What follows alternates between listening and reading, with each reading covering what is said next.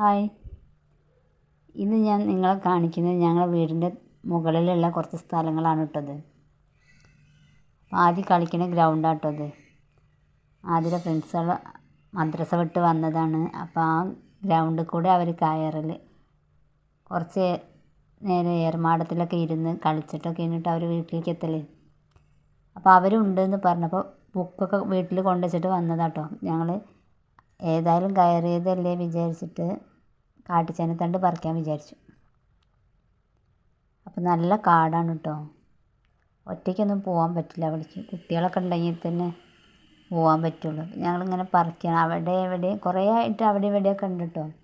കൂടുതലുള്ള ഈ കാട്ടിലാട്ടോ. അപ്പോൾ ഞാൻ കുട്ടികളോട് പറഞ്ഞിക്കിന് ഇതിലേക്ക് വരണ്ടാന്ന് കേട്ടോ, വീട്ടിൽ നിന്ന് എടുത്താൽ മതി എന്ന് പറഞ്ഞാണ് കേട്ടോ. ഈ കാട്ടുചേനത്തണ്ട് നിങ്ങൾ കഴിച്ചിട്ടുണ്ടെങ്കിൽ ഒന്ന് കമൻറ്റ് ചെയ്യണം. ഇതെങ്ങനെ ഉണ്ടാക്കാമെന്ന് ഞാൻ വേറൊരു വീഡിയോയിൽ പറഞ്ഞു തരാം കേട്ടോ. ഇതാണ് കാട്ടുചേനത്തണ്ട്. നല്ല പൊടിയുള്ള ചക്കക്കുരുട്ട് വെച്ചാൽ നല്ല ടേസ്റ്റ് കേട്ടോ. നമ്മളെ സാധാ ചേമ്പും തണ്ടിൻ്റെ പോലെ തന്നെയാണ്, നല്ല ചൊറിച്ചിലാണ് മാത്രം.